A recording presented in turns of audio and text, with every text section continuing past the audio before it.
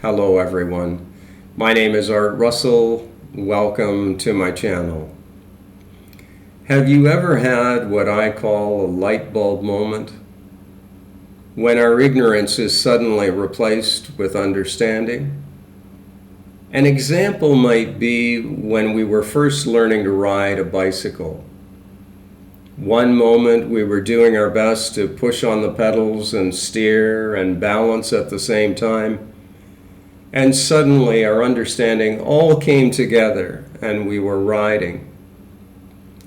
It's my hope that the content of this video will help you have the light bulb moment of recognition of true self, which I'm suggesting is consciousness. So let's begin.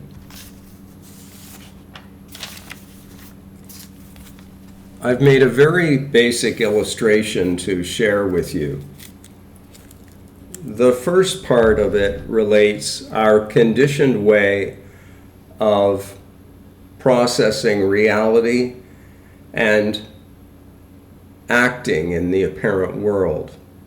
All of us have been conditioned to believe that the sum total of what we are is the body and the mind.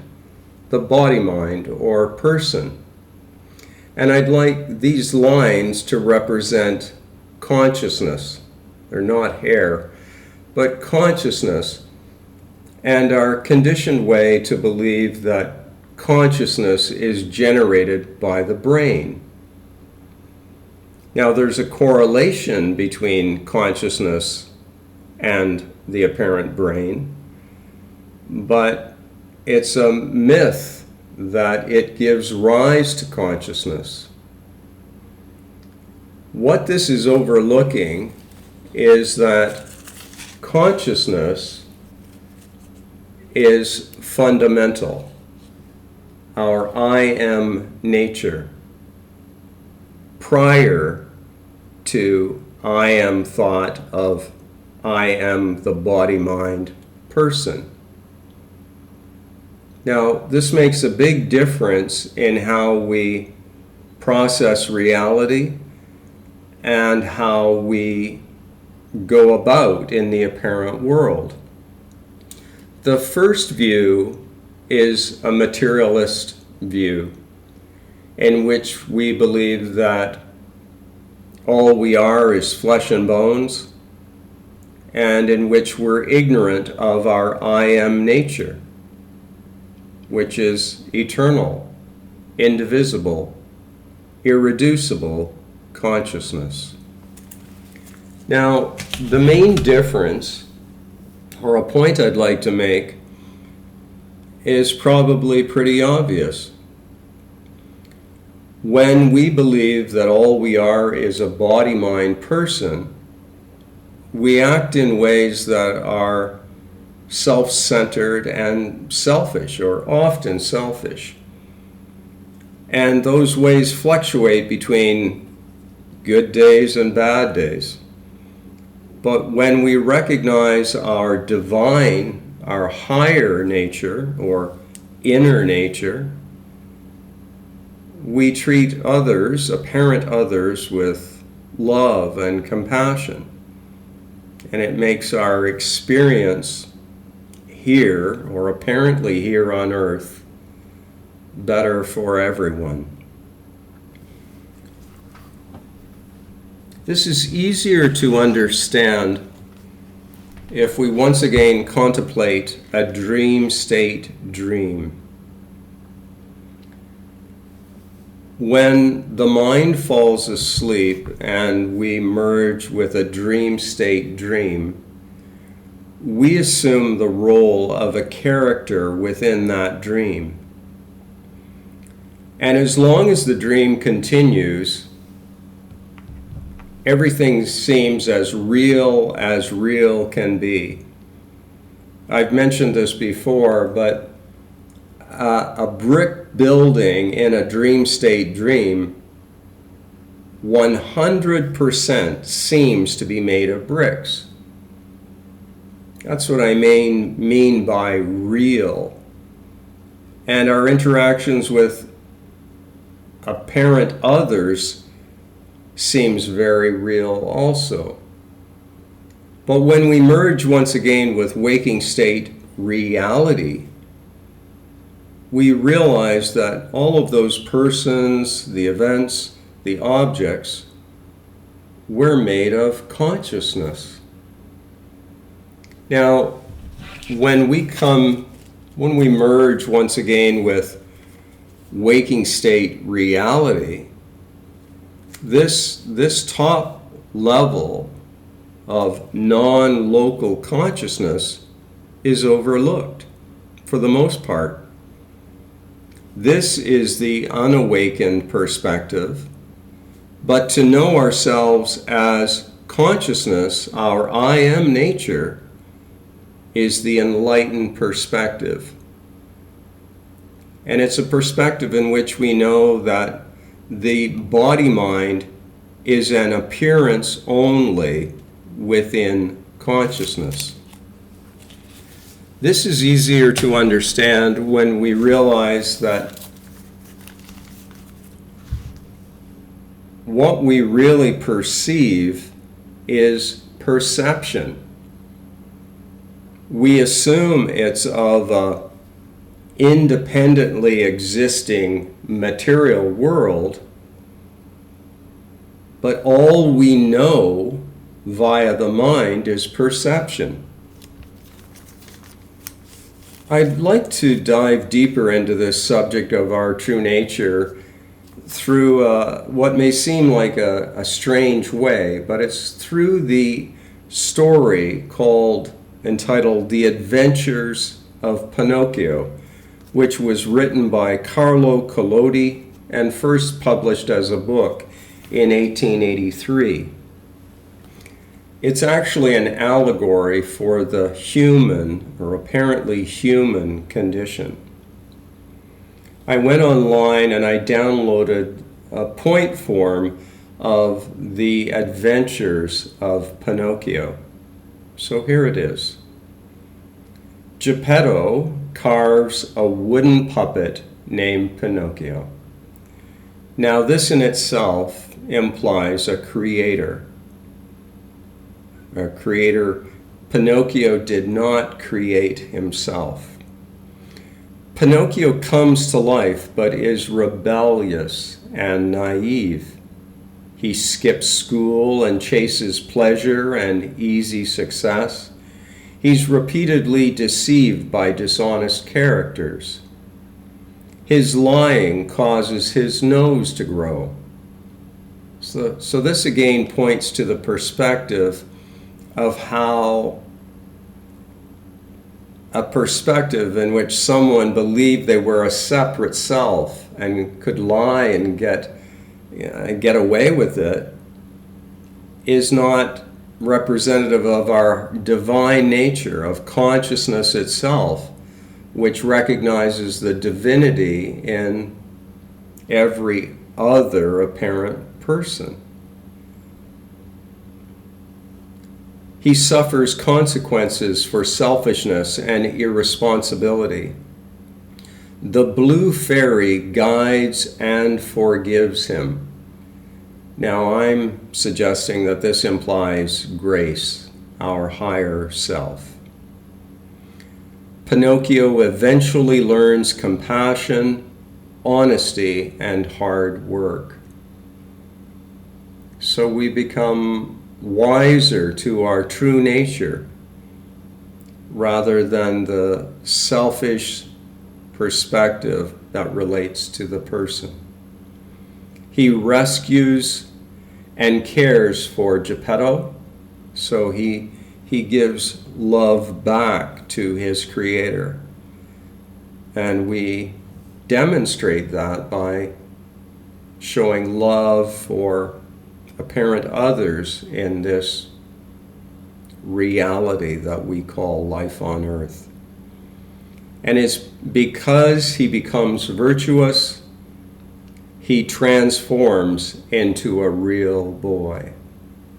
And I would suggest that this means that we have realized our true nature, which is our divine nature, where consciousness is primary. This is also told in the account or the parable of the prodigal son, which is shared in Luke chapter 15, verses 11 to 32. Now, I've shared this in another video, and I'm sure that many of you are aware of it, but the story is kind of similar, only it obviously would have predated the adventures of Pinocchio. So in the parable of the prodigal son, the younger son asks for his inheritance from the father, which I'm suggesting would represent consciousness. He, the younger son, believing that he is a separate self, goes into a foreign land and lives in a wasteful manner. So basically trying to seek pleasure and avoid pain in the way of a body-mind person. And he finally ends up working on a pig farm, I believe, which is considered a very low job or task at that time. And in the parable, he wonders why he doesn't turn back to the Father, when even the Father's servants there in this parable are living better than he. So this to me implies turning our attention inward to discover our true nature. And we do that in stillness. What is it that is aware of your experience of your body-mind? Only consciousness is conscious. So we're normally directing our attention outward into the apparent world. But when we turn our attention inward and discover our essential nature as consciousness, there is a paradigm shift in which we believe that we're living in a material world to one in which we realize that the world is an appearance, and so is our body-mind within consciousness. Now, I'd next like to share 3 Bible verses that underscore the importance of whether we're behaving on behalf of an illusory false self, the conceptual person, or our true nature of consciousness. Here's the first verse. It's from Matthew chapter 12, verse 37. For by your words you will be justified, and by your words you will be condemned. Now, what I'd like to suggest is that whether we know it or not, whenever we use the term I am, followed by a statement, some people might say, I am unlucky. That's nevertheless invoking the power associated with I am, the one I am, consciousness, God, the universe, source. We're basically asking for whatever we habitually state. So this is why it's so wise to focus on the positive side of any circumstance if we can. Find that if we can. Accentuate that. And in this verse it mentioned, you will be justified. Justified, at least in my interpretation, means proven correct. The next verse comes from Isaiah chapter 55, verse 11. So shall my word be that goes forth from my mouth. It shall not return to me void, but it shall accomplish what I please, and it shall prosper in the thing for which I sent it. Now, I'd also like to share that in this passage, the word my is capitalized. So shall my word. So that's done for a definite reason. To me, it implies that we're speaking on behalf of the one and only Creator, consciousness or awareness. My mouth is my, and in relation to the word mouth, is also capitalized. There's one I am, and it functions through this apparent body-mind. So, it shall not return to me void, meaning whatever we're speaking, whatever we're thinking, will not return void. So this makes a tremendous difference whether we're apparently living from the perspective of the illusory self, the false self, the I am the Art Russell character, or our I am nature. Here's the third verse. This one is from Mark chapter 11, verse 23 to 24. Truly, I tell you, if anyone says to this mountain, go throw yourself into the sea, and does not doubt in their heart, but believes that what they say will happen, it will be done for them. Therefore, I tell you, whatever you ask for in prayer, believe that you have received it, and it will be yours. Now, I'd also like to add that prayer in my interpretation, is not meant in a dualistic manner, as in beseeching a God, and a God that is believed to sit on a cloud judging us. Prayer would be whatever we're habitually telling ourselves, that inner narrative. Just like to repeat the last part, verse 24 of this again. Therefore I tell you, whatever you ask for in prayer, believe that you have received it, and it will be yours. Now, this doesn't mean in an instantaneous manner, although there's really no limit to that, except through our disbelief.